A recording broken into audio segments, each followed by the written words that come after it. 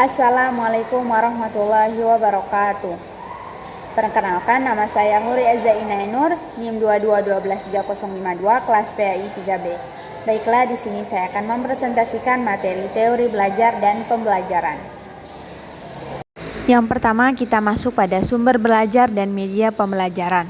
Sumber belajar adalah semua sumber seperti pesan, orang, bahan, alat, teknik, dan latar yang dimanfaatkan peserta didik sebagai sumber untuk kegiatan belajar dan dapat meningkatkan kualitas belajarnya.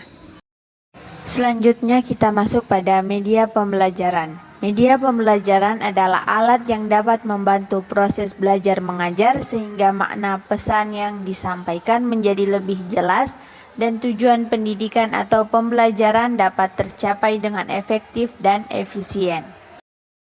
Selanjutnya ada klasifikasi sumber belajar dan media pembelajaran. Yang pertama yaitu klasifikasi sumber belajar. Menurut Vernon S. Gerlach dan Donald P. Ely 1971, terdapat klasifikasi sumber belajar yaitu manusia, bahan, lingkungan, alat, dan perlengkapan, dan aktivitas. Yang kedua yaitu klasifikasi media pembelajaran. Ada beberapa jenis media pembelajaran yang dapat digunakan oleh guru dalam proses belajar mengajar. Guru harus dapat memilih jenis media pembelajaran yang tepat untuk digunakan dalam mengajar sesuai dengan kebutuhan belajar siswa. Selanjutnya, cara pemilihan media dan kriteria pemilihan media. Dalam proses pembelajaran terdapat cara untuk memilih media pembelajaran. Berikut ini model dalam pemilihan media pembelajaran, yakni model pemilihan media dan alasan pemilihan media. Secara umum, kriteria yang harus dipertimbangkan dalam pemilihan media pembelajaran diuraikan sebagai berikut. Yang pertama ada tujuan penggunaan, yang kedua sasaran pengguna media, yang ketiga waktu, keempat biaya, dan 5 ketersediaan. Selanjutnya ada kurikulum pendidikan. Dalam bahasa Arab, kurikulum sering disebut dengan istilah al-manhaj, berarti jalan yang terang yang dilalui manusia dalam bidang kehidupannya. Jadi dari pengertian tersebut, kurikulum dikaitkan dengan pendidikan. Menurut Muhaimin, berarti jalan terang yang ditempuh oleh para pendidik. Selanjutnya ada peranan kurikulum. Kurikulum adalah rencana pendidikan yang disusun secara sistematis. Pembelajaran yang sistematis tentu memegang peranan yang sangat penting dalam pendidikan, di mana peran-peran tersebut mempunyai tanggung jawabnya masing-masing. Kurikulum sebagai komponen pendidikan setidaknya mempunyai 3 peran, yaitu yang pertama peran konservatif, kedua peran kreatif, dan yang ketiga peran kritis dan evaluatif. Selanjutnya ada tujuan dan fungsi kurikulum. Selain peranannya, kurikulum juga mengemban fungsi tertentu sesuai dengan peran yang harus dimainkan oleh kurikulum sebagai alat dan pedoman pendidikan. Maka isi kurikulum harus sejalan dengan tujuan pendidikan itu sendiri.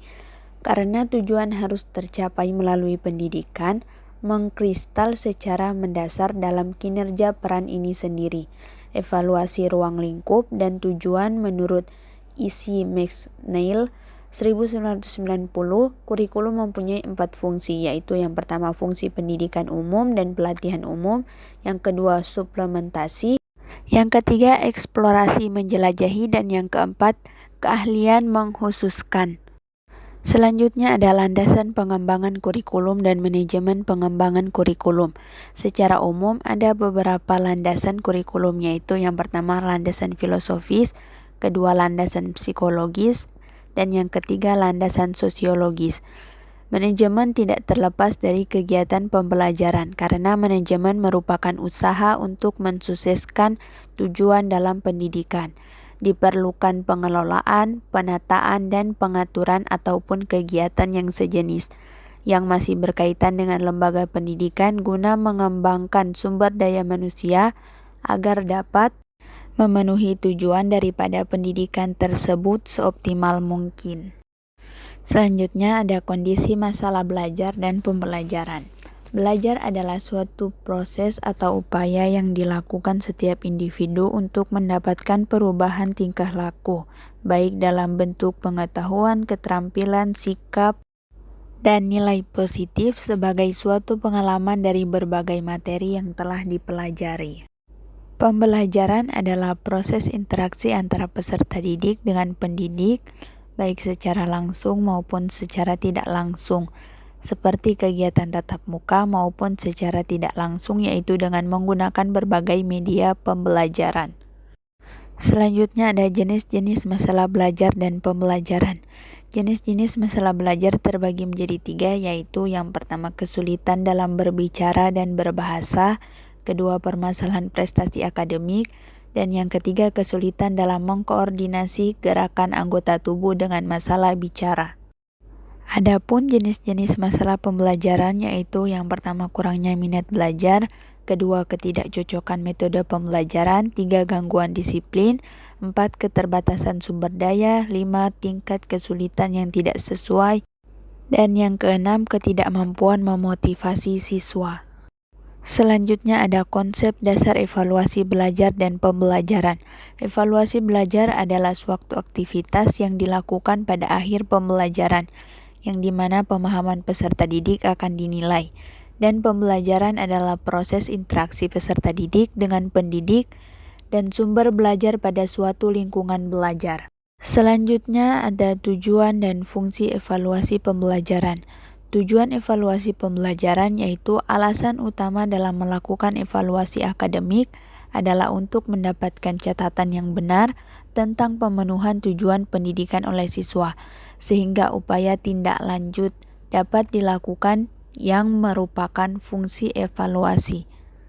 Selanjutnya ada juga beberapa tujuan penilaian, khususnya yang pertama mengukur keberhasilan tujuan, yang kedua mengukur macam-macam aspek pelajaran yang bervariasi, yang ketiga memotivasi siswa, yang keempat menjadikan evaluasi sebagai bahan dasar perubahan kurikulum, dan yang kelima merupakan langkah selanjutnya dalam menentukan hasil penilaian.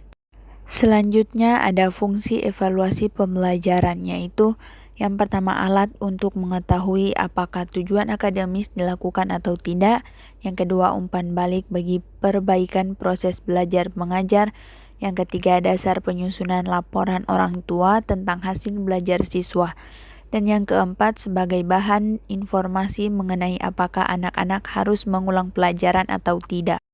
Selanjutnya ada prinsip-prinsip dalam evaluasi pembelajaran.